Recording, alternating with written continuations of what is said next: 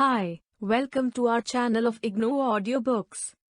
Indira Gandhi National Open University, School of Continuing Education, Bachelor's Degree Program, Elective Course, Gender Studies, BGSE-001 Gender Sensitization, Society, Culture, and Change. Block 4 Health and Gender. Unit 13 Gender and Disability. 13.1 Introduction. The earlier units in this course have sensitized you to the health-related discriminations and inequalities that women experience. In this unit we will talk about the experience of disability. Think for a moment about what the word disability suggests to you. I'm sure that most of the thoughts that cross your mind will be negative. Loss, defect, tragedy, curse are some of the words that come to mind when we talk about disability. Disability challenges our fundamental notions of reality, the world, culture, and most importantly, our own bodies. Disability has been historically viewed as a physical or mental limitation affecting an individual due to which he or she is unable to participate in the life of the community and society in the same way as non-disabled or so-called normal people. Spinal cord injury, cerebral palsy, blindness, deafness and speech disorders, amputation, mental retardation or intellectual disability, autism, etc. are some examples of disabling conditions. However, over the past few decades, scholars and activists have challenged the description of disability as an individual limitation or defect. They view it as a social issue that is the outcome of social discrimination and stigmatization. Persons with disability are to be viewed as persons in their own right, with the same aspirations, needs and desires as the so-called normal or non-disabled people. By considering them as persons with human rights, society has to take the responsibility to ensure their well-being and dignity. This unit will help you to understand disability as an axis of social discrimination. Specifically, it will discuss how gender affects the experiences and life chances of persons with disability. Let us look at the objectives of reading this unit. 13.2 Objectives. After reading this unit, you will be able to define disability, discuss social attitudes and stereotypes towards disability, explain gender issues in disability, and discuss the issues of disability and violence. 13.3 What is disability?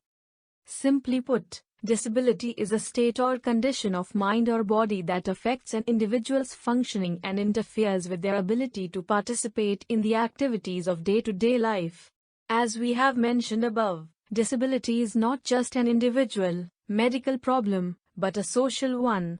For instance, a person may have lost her ability to see. That is her impairment. But because the environment around her makes it difficult and dangerous for blind people to function, she becomes disabled and thus her quality of life suffers. Thus, there is both a medical as well as social dimension to the issue of disability. Disabled persons represent the largest minority group in society after women. Disability can affect a person anytime in the lifespan. As healthcare improves and persons live longer, the chances of developing an age-related disability increase as one grows older. Furthermore, accidents and injuries are a major source of injury and disability. It is rightly said that we are all temporarily able-bodied. Thus, disability is not a unique experience of particular individuals labeled as disabled but of each one of us at some point in our lives. Disabled persons differ from one another in terms of the type and degree of disability. Moreover, gender, class, caste, race, ethnicity, sexuality, residence, and other such social, economic, political and cultural factors determine how disability is experienced and understood. For instance, in a rural, agricultural community, the loss of a limb may be seen as a severe disability because it affects the ability to work in the fields and earn a living. A person with intellectual disability who can do farm work may not be considered disabled at all, but may be teased for being a simpleton. But in an urban society, having an intellectual disability or mental retardation as it is still known in India, may be more of a problem because so much importance is given to academic performance and getting into a profession. But what is a disability and what does it mean to be disabled in the first place? Disabilities may be present from birth, congenital. For instance, developmental disabilities like mental retardation and autism are believed to be congenital.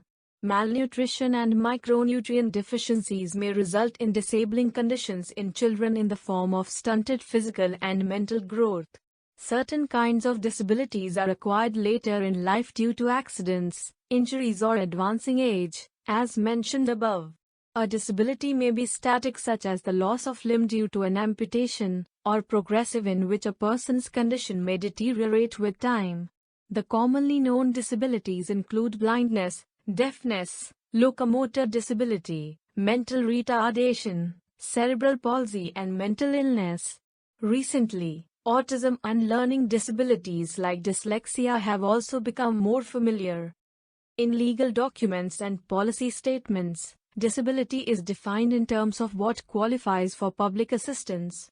In India, the Persons with Disabilities Act, 1995, lists 7 categories of disabilities only. A new draft disability rights law which is yet to be passed by Parliament, the Rights of Persons with Disabilities Bill lists 19 disabilities which will qualify for state assistance when the bill becomes law. Persons with disabilities are the most neglected and disempowered section of the population. Due to their marginalized status, they are denied the fundamental civil, political, social and economic rights that are guaranteed to all citizens in a democracy.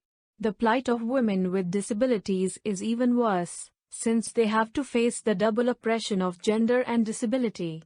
Indeed, not only are they a socially invisible category, but their plight is worse than both men with disabilities and other non-disabled women. A disabled girl child is considered as a curse upon the family and often ill-treated and abused.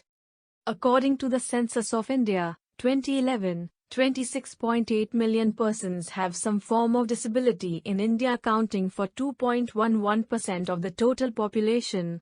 Of these, 15 million are men and 11.8 million are women. Thus, women constitute above 44% of the persons with disabilities in India. This is believed to be a conservative figure as the census took into account only a limited number of disabilities. Using a wider definition of disability which includes conditions like diabetes and cardiovascular disease, the World Health Organization, WHO, estimates that 6% to 10% of the population suffers from identifiable physical or mental disability. That comes to over 70 million persons in India.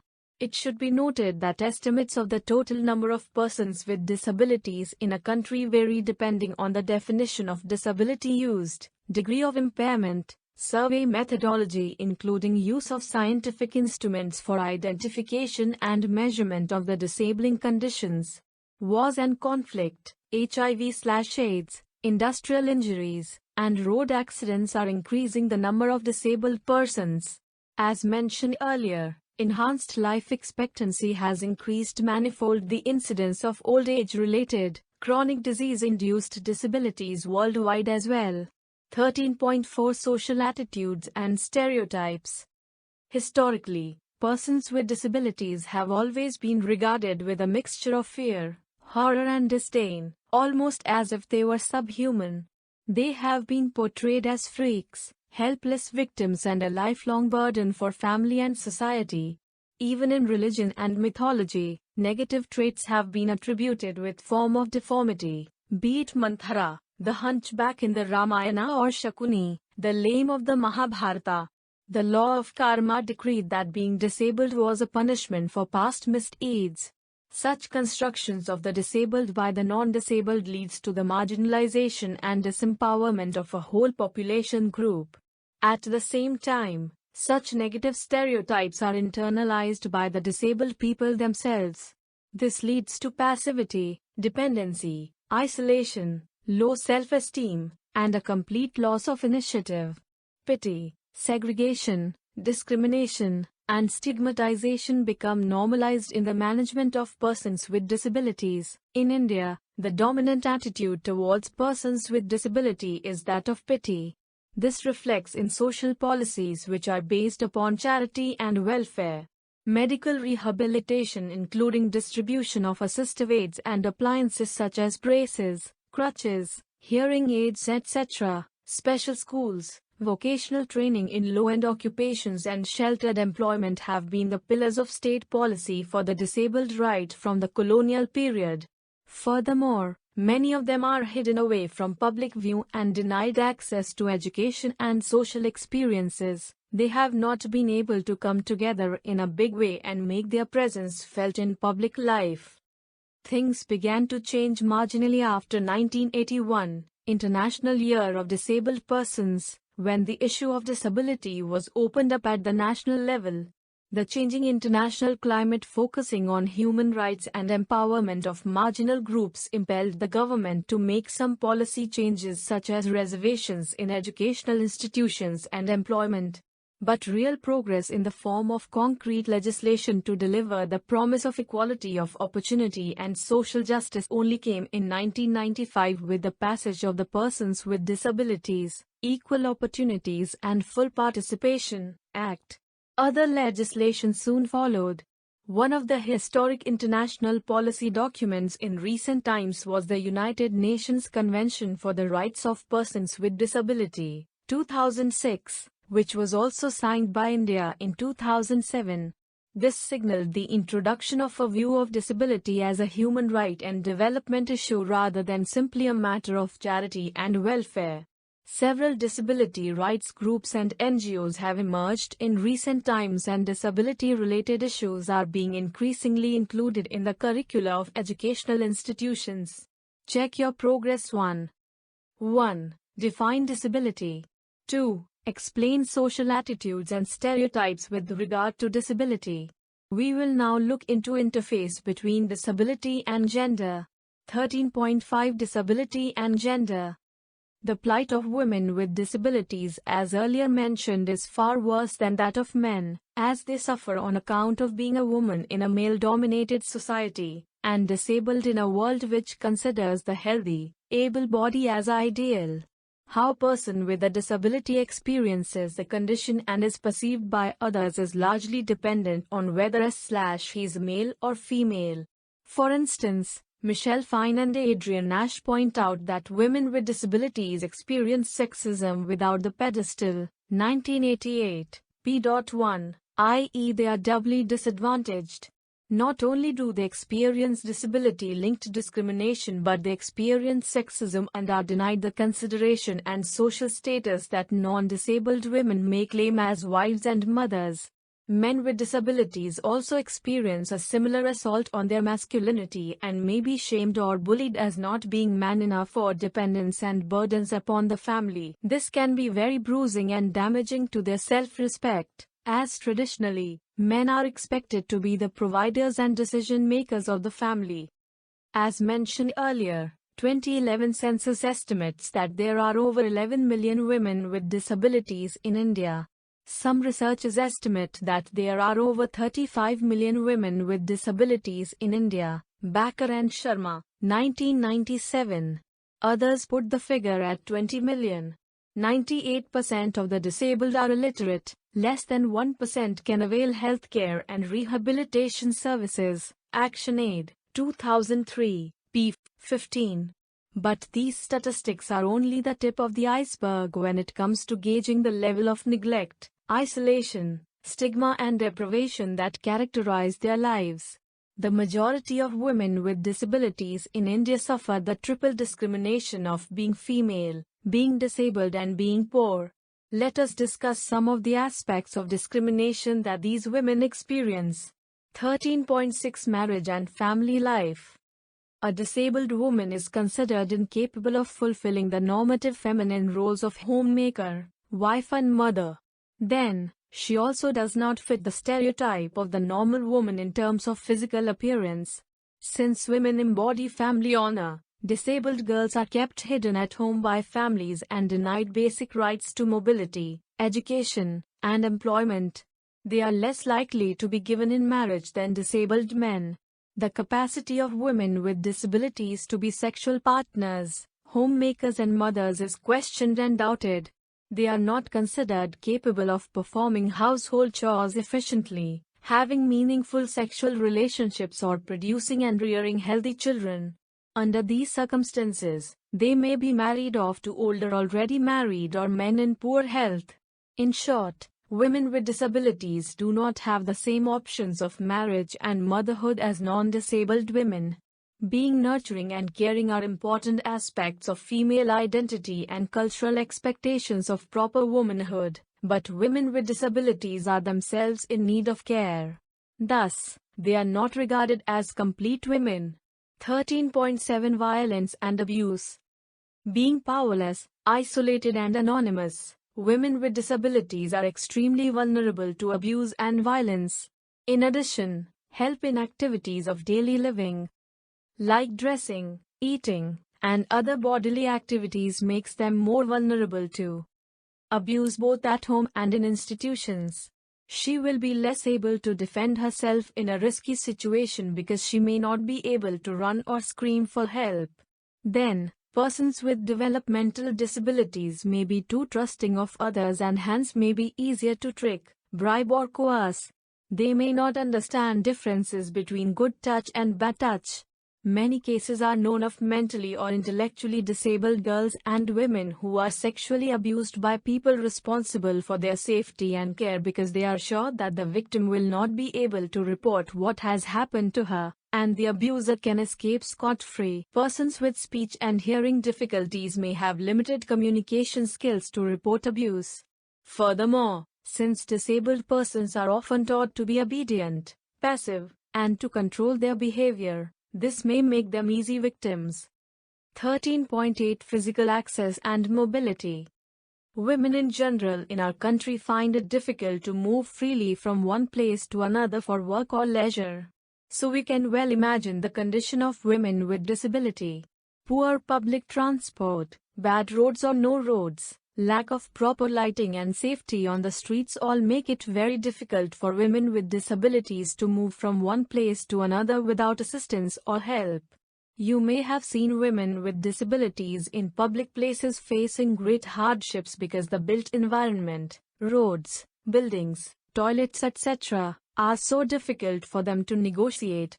Recently, there was an incident widely reported in the media of a lady professor who is a wheelchair user not being provided a wheelchair at the airport when her flight landed. She had to crawl on the ground in order to get into the bus that took passengers back to the airport building. Conditions in public buses and the railways are also very unfavorable for persons with disability in general and women in particular. Lack of proper toilet facilities is a major problem.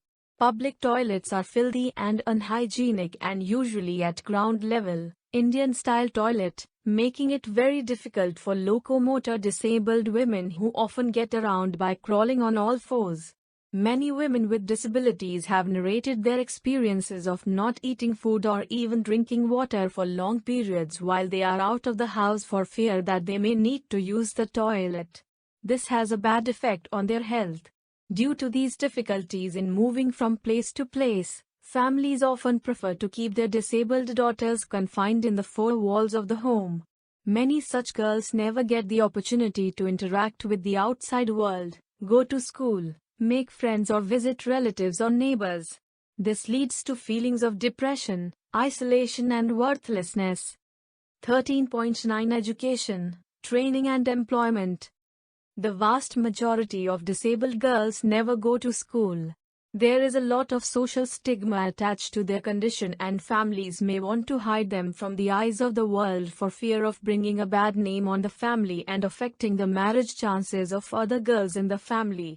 Special schools or vocational centers that are equipped to deal with their special needs are usually only found in urban centers and traveling daily to these centers becomes a burden on the family. Lack of hostel facilities and proper care if such hostels exist further worsens the problem. Many families consider their disabled daughters to be unfit for education and are unwilling to invest any money for the purpose because the girls are already considered a burden. Needless to say, most women with disabilities find it very hard to secure employment because of their lack of education and training. This poses a serious problem for their futures, especially after their parents die, leaving them without financial support or independence. 13.10 Healthcare. Girls and women with disabilities may suffer from several health problems which may be related to their disability and which may require prolonged and costly medical care, rehabilitation, occupational therapy, physiotherapy, special diets, etc. Assistive devices like hearing aids for the deaf, wheelchairs or artificial limbs for those with locomotor disabilities may prove prohibitively expensive for poor families. Women find it very humiliating when they go for health checkups because health professionals often treat them in an insensitive and callous way. Many women neglect their health because they do not want to burden their families more and consider themselves worthless. Health is directly related to nutrition and a good quality of life. Many women with disability also suffering from poverty and neglect do not get adequate nutrition, fresh air, exercise and a wholesome atmosphere in which they can be healthy. 13.11 Leisure activities. As mentioned earlier, girls and women with disability are often confined within the house because of stigma, shame and practical considerations like mobility issues. This gives them little opportunity to socialize with their peers, make friends, attend family events, religious ceremonies, etc. This further isolates them and makes their lives dull and drab. As earlier mentioned, our public spaces are not at all accessible for persons with disabilities. Leisure activities like going out for a meal or for a film become potentially embarrassing and humiliating encounters. A woman with a disability may have to be physically carried because there is no lift or ramp, or made to sit at a distance from her companions because there is not adequate space for her wheelchair. Thus we see that women with disabilities face violations of their rights at every level.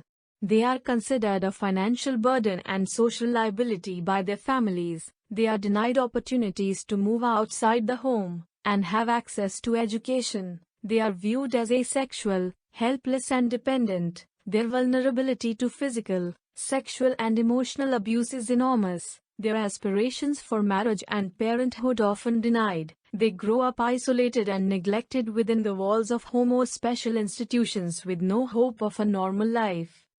Although a rights-based approach has entered the disability rights movement, the specific concerns of women with disabilities have not yet found a place neither in the government policies and programs nor in the voluntary sector. Legislation is a key tool for social empowerment, but existing legislation on disability is silent when it comes to the concerns of women. Ironically or expectedly, the disabled rights movement all over the world, including India, is male-dominated. It may even be blatantly sexist. Even within the women's movement, women with disabilities rarely figured as a distinct group in international governance. However, the Beijing Declaration in 1995, Platform for Action, specifies women with disabilities as a particularly vulnerable group with little access to information on their fundamental rights. This is a serious lacuna, which needs to be rectified at various levels. One of the most important features of the United Nations Convention on the Rights of Persons with Disabilities, which was passed by the General Assembly in 2006, is the incorporation of a separate article on women with disabilities. Being a signatory to this convention, the Indian state is henceforth duty-bound to incorporate a gender perspective in all its policies and programs in the disability sector. The new disability bill mentioned at the start of this unit was criticized by disabled women activists and scholars because it lacked a specific section on women with disabilities. It is hoped that this will be addressed when the bill is brought to Parliament again. Disclaimer: this unit has been adapted and modified from the Unit Disability and Feminism, Course MWG Unit number 001, prepared for the MOOCs program of SOCE, authored by Renu Adalakha and Shubhangi Vaidya. 13.12 Summing up. Disability is a universal human condition and we are all only temporarily able-bodied. The notion of disability as a tragedy or medical anomaly has been challenged by scholars who view it as a social as well as biological condition. Discriminatory social attitudes and denial of basic rights to persons with disability has made them weak, powerless and isolated throughout history. The condition of women with disability has been particularly difficult and they have faced discrimination and marginalization in all aspects of life, from marriage and family life to mobility, education, employment, healthcare and leisure. However, the new rights-based approaches and international policies that have been introduced over the past few years have created greater awareness about their condition. Rigorous research and life writing by women with disabilities has contributed to our knowledge and understanding. Disability has also become a topic of interest in popular cinema. All these developments will hopefully lead to better understanding of the situation and concrete action on the ground through enabling policies and laws for ensuring that all people with disabilities get the opportunity to lead fulfilling lives. 13.13 Keywords. Census of India. The Indian census is the largest single source of a variety of statistical information on different characteristics of the people of India with a history of more than 130 years. This reliable, time-tested exercise has been bringing out a veritable wealth of statistics every 10 years, beginning from 1872 when the first census was conducted in India non-synchronously in different parts. To scholars and researchers in demography, economics, anthropology, sociology, statistics and many other disciplines, the Indian census has been a fascinating source of data.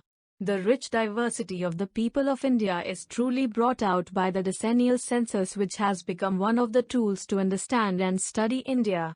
The responsibility of conducting the decennial census rests with the Office of the Registrar General and Census Commissioner, India under Ministry of Home Affairs, Government of India. The Census Act was enacted in 1948 to provide for the scheme of conducting population census with duties and responsibilities of census officers.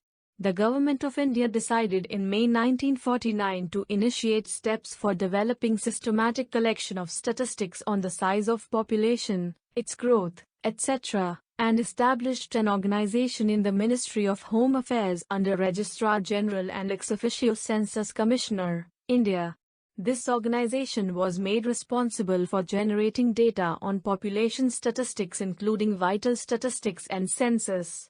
Later, this office was also entrusted with the responsibility of implementation of Registration of Births and Deaths Act, 1969 in the country. 13.15 Unit End Questions. 1. Explain the issues of gender and disability. 2. Explain the problems of disabled women in marriage. 3. Explain the significance of access to education and employment for disabled women. Thank you. We will see you in the next video.